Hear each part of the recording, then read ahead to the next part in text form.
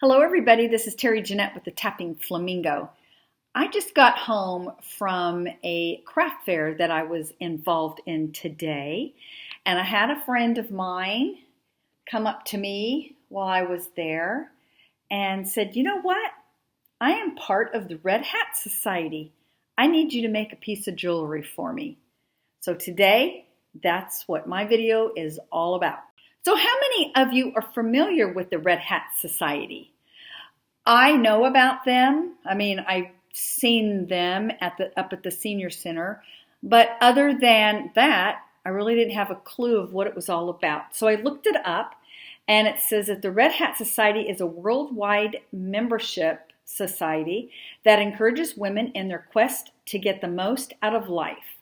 We support women in the pursuit of fun, friendship, freedom, fitness, and the fulfillment of lifelong dreams. On their website, it goes on to say that the Red Hat Society is our own woman's movement of sorts, placing a strong emphasis on the positive aspects of life. We stress the importance of friendship and sisterhood and the value of recess or play into our busy lives. Always trailblazers, we help reshape the way modern women are viewed and valued in today's culture.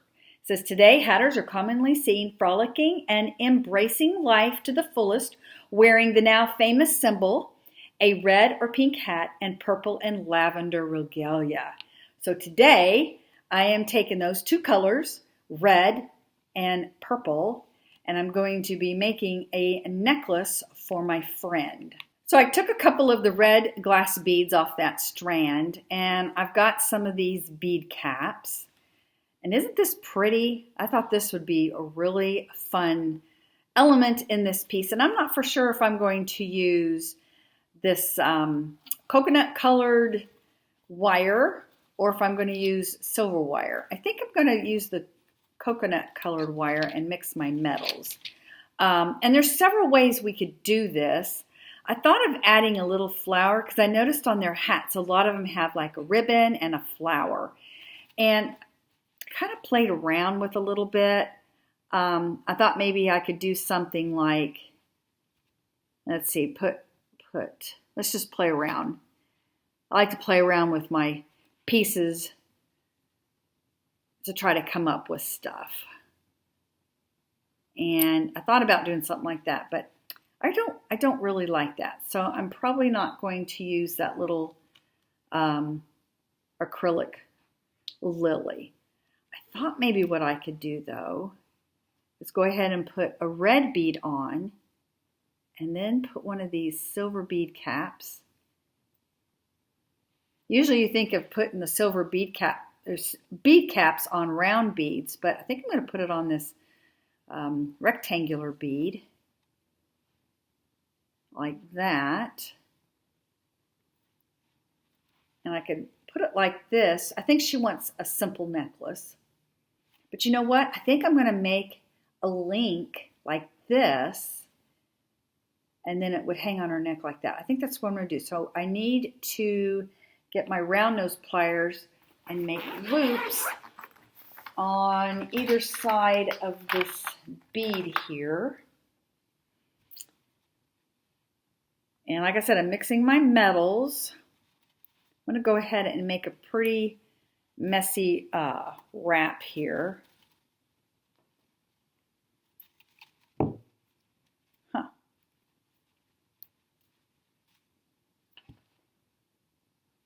Had a fuzzy there.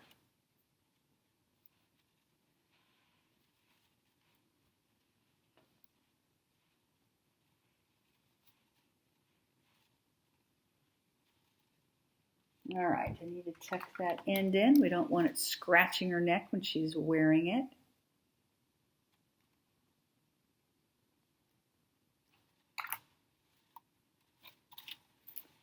Get all these beads down there. Make another loop. And then I got to figure out if I want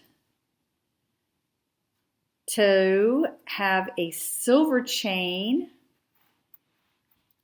or a antique brass goes really well with this particular wire. And I could use either one since I've mixed my metals here.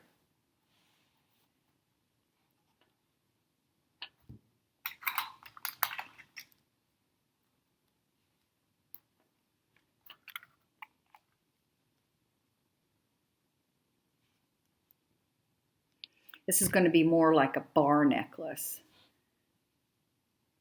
Let me go get some chain and we can play around with what we're going to use. So I decided to go with the antique brass. I just really like the antique brass a lot. You don't have to worry about it tarnishing. Silver does tend to tarnish, and if you're not one that wants to keep up with polishing it or keeping it in a baggie and keeping it protected, the way to go would be with the antique brass. And I like the way this looks too. All right, so what I did is I measured this, which wound up to be 2 inches, and then I took into consideration my clasp is about another inch. And so I'm making this an 18-inch necklace total. So I went ahead and measured the 15 inches for the chain. Now, if you want yours shorter, you can do that. That's just what I did. And then I opened up, this is a Rollo chain, and with this particular Rollo chain, the Rollo's big enough, and there is a way for me to open it up. If not, you can just add jump rings, but there again, you're going to have to take into consideration how much room the jump rings are going to take up. But then I just open that up, feed it onto my loop there, and then close it back up.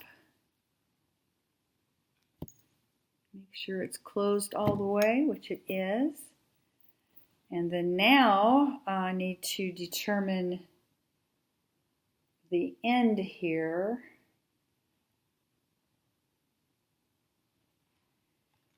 I'm just going to open this up.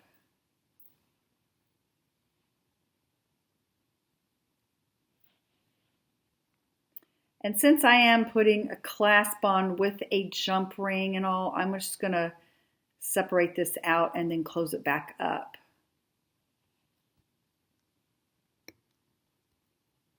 And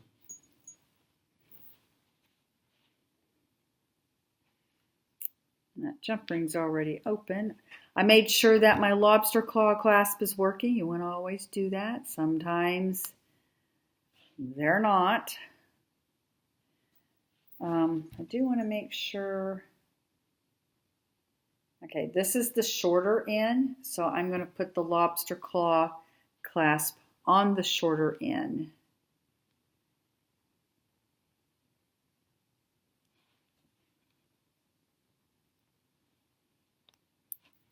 And then the jump ring goes on the other side, and we have us a finished necklace. I can find the end of this. One thing about these darker metals, they're harder to see the ends, but you can feel them. There we go. And there's her little simple necklace. So I have it all done, and I decided I'm going to put a little extender on the back. I know sometimes ladies, they like them at the 18-inch, but this one is just a smidgen shorter, and maybe she'll want to wear it a little bit longer than 18. So I went ahead and added an inch chain extender on there. I'll show you what I did here. Actually, it's going to be, let's see, by the time you add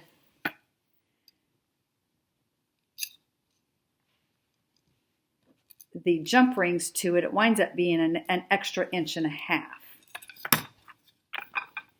And I'm going to, where'd all my stuff go? Here we go. I'm going to go ahead and wrap this bead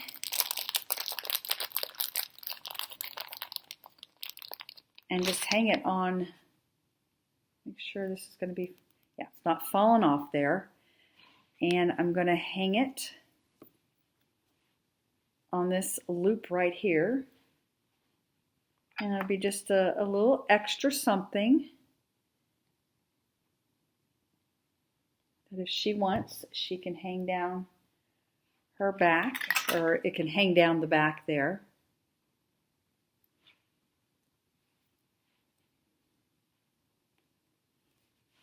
I'm going to go ahead and wrap this. I wasn't going to, but it just makes it more secure. I'm going to do a messy wrap.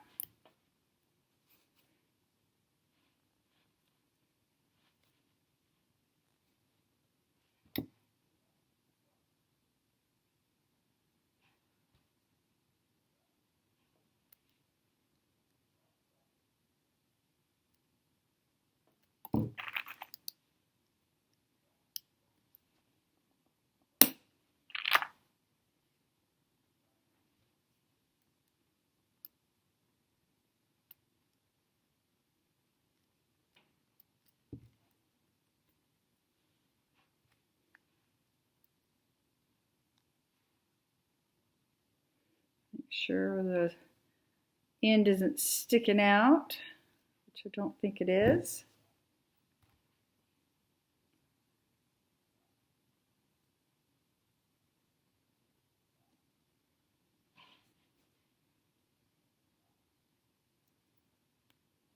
There we go.